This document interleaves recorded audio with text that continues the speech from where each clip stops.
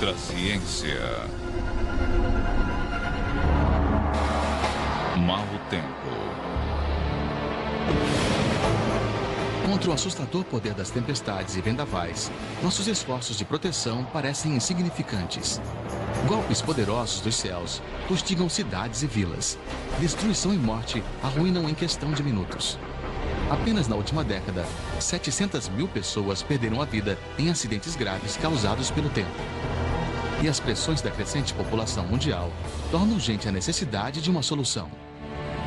No século XXI, talvez não possamos mais aceitar tais perdas chocantes. Então, temos de tentar conter as forças que controlam as nossas vidas. Mas resolver o quebra-cabeças do tempo permanece um dos desafios mais difíceis da ciência.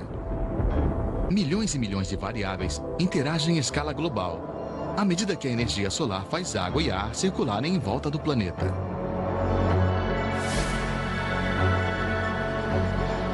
Parece bem difícil prever com sucesso os padrões do tempo. Que dirá controlá-los? As imagens de satélites estão ajudando os cientistas com o quadro geral do tempo, mostrando padrões em tempo real.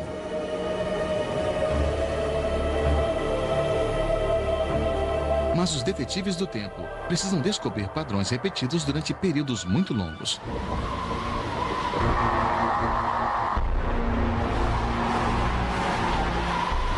Junto com os ciclones, os furacões são os mais poderosos e destrutivos de todos os eventos do tempo.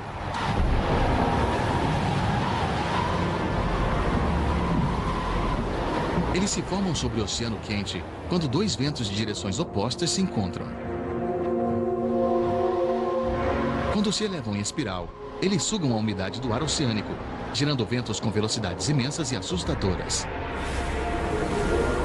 A energia em apenas uma dessas tempestades é semelhante em força a 10 bombas atômicas. Em 1992, o furacão Andrew, com ventos de 240 km por hora, tornou-se o pior desastre natural que já assolou os Estados Unidos. Na contagem final, Andrew matou 15, deixou 250 mil desabrigados e causou um prejuízo de 25 bilhões de dólares.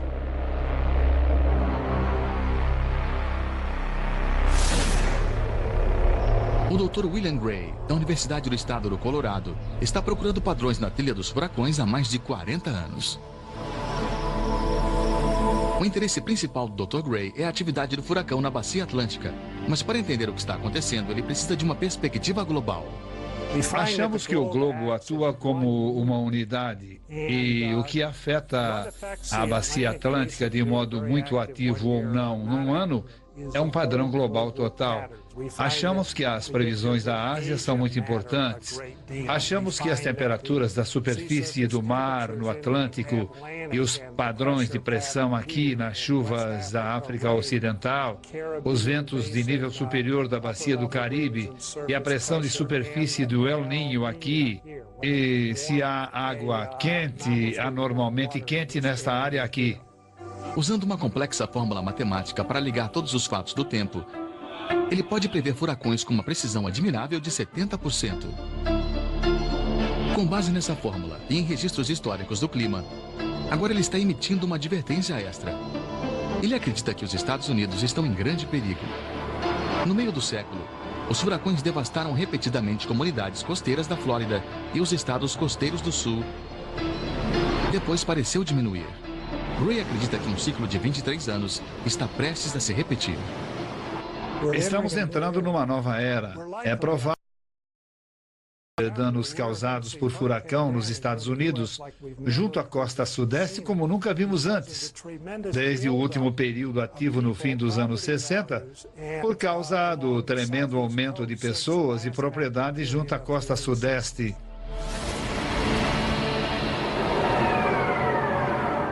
Em Audange, França, Jean-François Berthomier está ajudando os produtores de vinho a lidar com uma peste dos céus: granizo. Os danos causados por ele podem devastar instantaneamente as uvas de um ano. Em 1983, este fazendeiro perdeu 324 hectares de vinhas no valor de mais de 2 milhões de dólares. O Dr. Berthomier e sua equipe estão usando um novo método de borrifar as nuvens para transformar granizo em chuva. A ideia, inspirada por observações do comportamento do tempo perto de uma fábrica de papel, é espalhar fumaça. Estamos usando 2 tipos de lança-fumaça, um da África do Sul com sódio e potássio e um da França com cálcio. Ambos têm um ingrediente mágico, sal comum.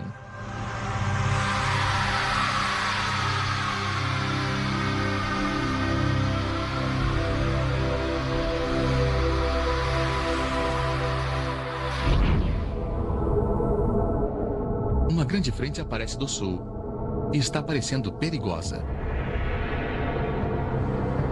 As imagens de radar avisam a equipe que Odange está cercada.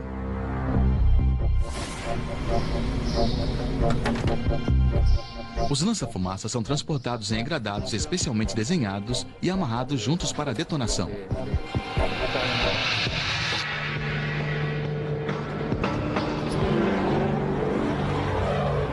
De volta à base, o físico do tempo Alex Leretz segue a tempestade usando o radar e identifica o alvo. Áreas cor-de-rosa de muita umidade em grandes altitudes são o sinal certo de granizo. Leretz direciona o avião semeador. Estamos chegando. Câmbio, câmbio. Pode me dizer onde está a corrente ascendente? Para começar o trabalho, o avião tenta encontrar a corrente ascendente, o lugar onde o ar está sendo sugado para cima, para dentro do vendaval. Eu acho que você deve estar a sudeste das tempestades. Acho que lá existem correntes ascendentes importantes. Estamos na correnteza e começamos a fumigar. Os lança-fumaça ligados 2 de uma vez soltam pequenas partículas de sódio que combinam com a umidade da nuvem para formar gotículas salgadas. As gotículas crescem rápido, muito pesadas para serem sugadas para alturas geladas e formarem granizo, elas caem como chuva.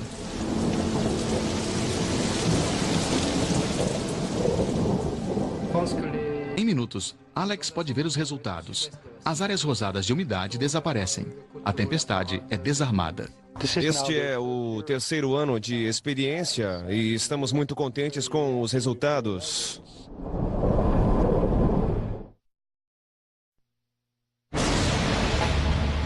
Nos Estados Unidos, raios matam cerca de 100 pessoas por ano e ferem mais de 250. O raio não pode ser transformado. Tem de ser descarregado no ponto seguro do solo. Cada relâmpago do raio queima mais que a superfície do Sol, iluminando o céu com 1 bilhão de watts de força. Quando uma carga positiva se forma em nuvens de altitude menor, golpeia a Terra carregada negativamente. Para-raios são usados há tempos para atrair para o solo a fúria elétrica.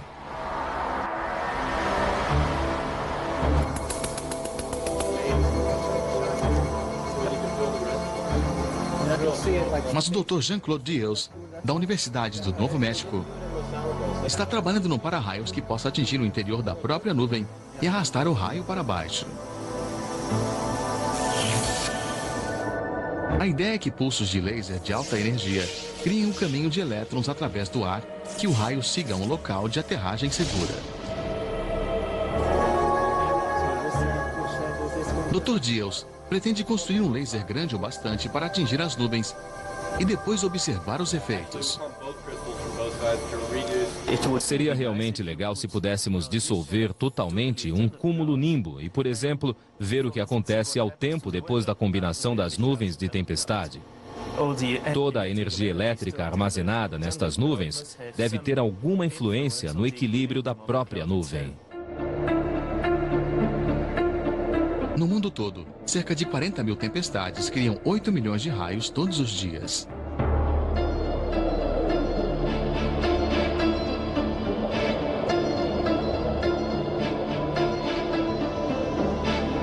Para começar a pensar em interferir com os principais sistemas do tempo, precisamos compreender muito mais sobre o funcionamento deles.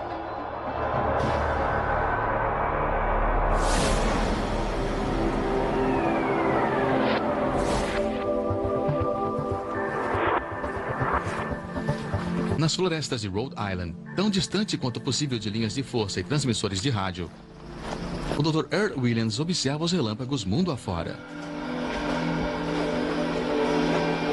Num pequeno osciloscópio, gigantescos golpes de raios, mesmo do outro lado do globo, apresentam-se como perturbações em forma de ondas. Os dados são colhidos por 2 magnetômetros, que medem o campo magnético da Terra, um correndo diretamente leste-oeste, o outro norte-sul.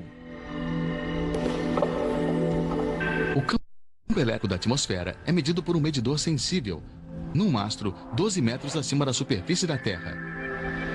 O Dr. Williams está medindo as ressonâncias de Schumann. As ressonâncias de Schumann são oscilações eletromagnéticas do planeta inteiro. Um raio no planeta emite impulsivamente uma onda eletromagnética que se propaga com pouca perda ao redor do mundo inteiro. Do mesmo modo que as ondas de rádio se refletem na atmosfera superior e voltam para a Terra, as ressonâncias de Schumann reverberam numa cavidade. Essa cavidade existe entre a Terra e a ionosfera.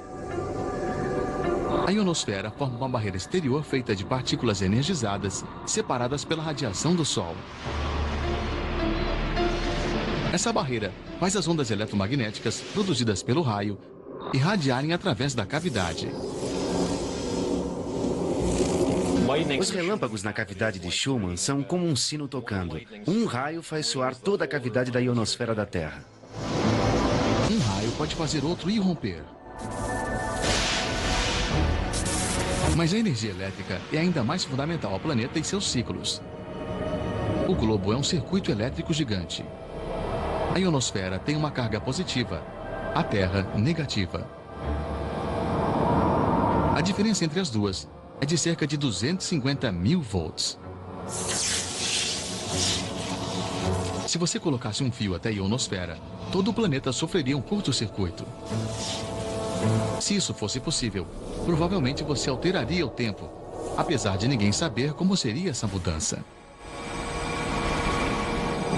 Relatórios diários do tempo quase nunca mencionam a carga elétrica da atmosfera da Terra. Mas poderia mudar o caminho das tempestades ou aumentar a chuva. A energia elétrica é gerada da Terra abaixo. As tempestades de raios podem enviar para cima corrente suficiente para dar energia a 2.000 televisores. A energia também vem dos céus, do nosso Sol. A cada 11 anos, o Sol atinge um pico de atividade chamado máximo solar. Aí, ele flui energia para a ionosfera, aumentando a voltagem e a força dos campos elétricos na atmosfera.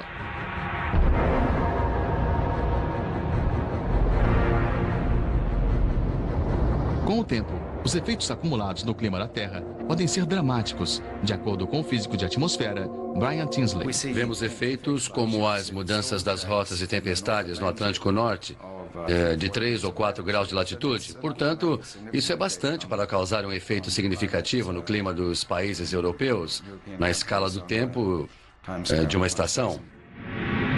Os cientistas já viram as mudanças do tempo, tais como rotas de tempestade ligadas ao ciclo solar de 11 anos. Mas descobrir exatamente como isso acontece ainda é um mistério. Se lhe perguntassem, você pode mover um peso de 10 toneladas com um alfinete, provavelmente você diria, bem, não, é algo muito improvável. Mas se eu lhe dissesse que o peso de 10 toneladas é um elefante, aí você veria que em princípio seria possível. Se você cutucasse o elefante com o alfinete, o elefante ia gritar e ia andar. Como um elefante, a Terra, num certo sentido, tem uma longa memória. Ela se lembra de cada pequena mudança na atmosfera superior. Afinal, os efeitos aumentam, produzindo uma grande mudança na atmosfera inferior. E você pode ver um efeito muito forte. Os ventos mudam em 20%, a temperatura se altera em dezenas de graus, e isso é suficiente para alterar os padrões do tempo na linha mais baixa. Mas os humanos podem, de seu próprio jeito, influenciar os padrões do tempo. Na Universidade de Leicester, os colegas de Robinson do Grupo de Física Espacial estão conduzindo experiências na ionosfera.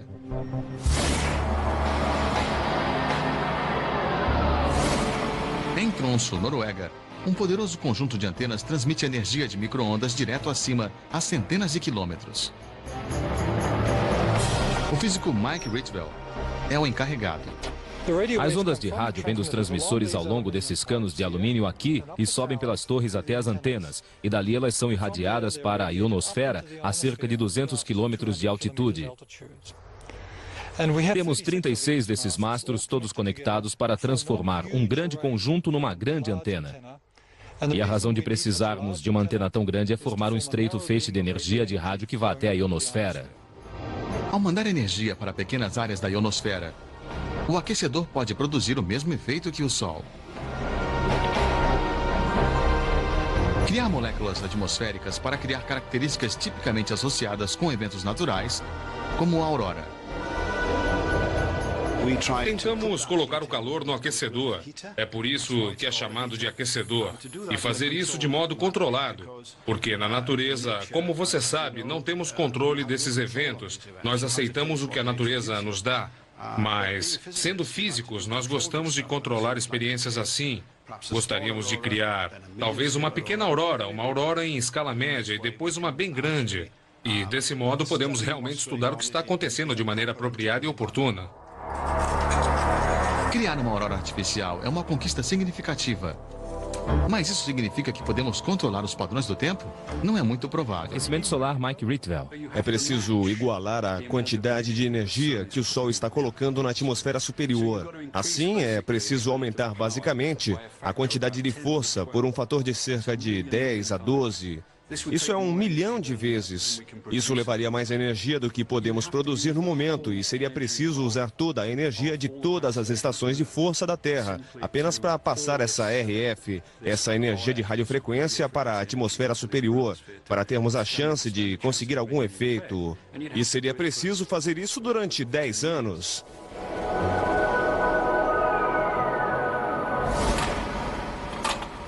Para o físico norte-americano Bernard Eastlund, poderia haver outro modo de usar as propriedades especiais da ionosfera para influenciar o tempo. Esta é uma lâmpada sem eletrodos. Está cheia de gás que simula a atmosfera superior. Vou colocá-la em meu forno de micro-ondas. Mas antes disso, quero preveni-los que ninguém deve tentar fazer isso com suas lâmpadas. Obrigado. Agora, vejam o que acontece quando eu ligo o micro-ondas. O que vocês estão vendo é um plasma. É feito de íons e elétrons. Está girando, movendo-se. Isso é o que acontece se você focaliza uma antena de radar na ionosfera superior. Se você pegar esse plasma brilhante e o espalhar sobre alguma área, como um espelho, ele vai fazer com as ondas de radar exatamente o que essa superfície está fazendo com meu rosto. Vai refleti-las e permitir que você as coloque em outro lugar. A ideia de Eastlund é criar espelhos artificiais de plasma na ionosfera, que possam dirigir feixes de energia para modificar o clima em outro lugar. Minha motivação é principalmente prevenir destruição. Quero dizer, quando a gente lê a respeito, sabe, parece que estamos sentados aqui e tivemos todos esses aborrecimentos militares. Ainda assim, esses furacões chegam e destroem milhares e milhares de casas. Ele teve a ideia de controle do tempo quando escreveu um artigo para um sistema de conjunto de radar. Esse complexo é HARP, ou Programa de Pesquisa Auroral Ativo de Alta Frequência. Agora é propriedade da Força Aérea dos Estados Unidos. Enquanto desenvolviam pesquisas sobre energias aurorais, os militares norte-americanos expressaram abertamente a esperança de usar o controle do tempo como tática militar. Mas eles negaram que qualquer experiência tivesse sido realizada. Eu estava apreensivo sobre gastar tempo, mas a física estava lá. As interações físicas podiam acontecer. Íamos ser capazes de fazer uma antena grande o bastante para fazer plasmas e espelhos e com força suficiente e energia para aquecer uma porção do feixe. É uma teoria que nunca foi testada. Uma razão poderia ser que isso requer enormes quantidades de força. Eastlund admite a necessidade de uma antena emitindo 100 gigawatts de energia. Isso é equivalente a cerca de 1/10 da produção de energia dos Estados Unidos. E nem todos concordam que possa ser feito. Antes de tudo, é preciso muita energia para criar um espelho e, criando o espelho, você essencialmente absorve a energia. Em outras palavras, o feixe de ondas de rádio que cria o espelho aí não continua a refletir e volta ao solo. E se você põe energia suficiente nesse sinal para se refletir no espelho, ele modificaria o espelho, provavelmente destruiria o espelho ou o alteraria. Para Eastland, o teste da ideia poderia ser realizado por superaquecedores em complexos militares maiores. O número de programas da Força Aérea saiu dessas patentes. Você está mais familiarizado com o programa HAARP. Existe um segundo programa chamado AIM, que é a sigla de espelhos ionosféricos artificiais, que, ao menos na prancheta, utilizaria antenas muito maiores que a antena do HAARP. À medida que se acumula o nosso conhecimento sobre os eventos atmosféricos, ganhamos terreno sobre o tempo. Armados com superequações, sensores e alta tecnologia, os cientistas estão decifrando os mistérios. Gradualmente, eles estão centrando a atenção na admirável possibilidade de que um dia poderão domar os elementos. Mas interferir com a natureza pode ser um negócio arriscado. Sem um total conhecimento de todos os processos, enganos poderiam levar a desastres ainda maiores. Acho que ainda é muito cedo para planejar uma modificação do tempo em larga escala, porque não sabemos que são os efeitos a longo prazo, nem como são os processos naturais em escalas de longo tempo. E até que saibamos, poderíamos realmente fazer as coisas acontecerem do jeito contrário do que pretendemos que sejam. Mas à medida que populações maiores colonizam porções vulneráveis de nosso planeta, o prejuízo em vidas perdidas e ao tempo só pode ficar pior.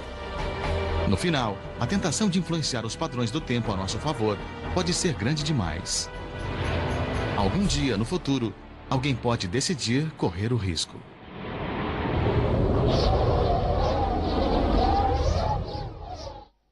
Versão brasileira DPM Santos.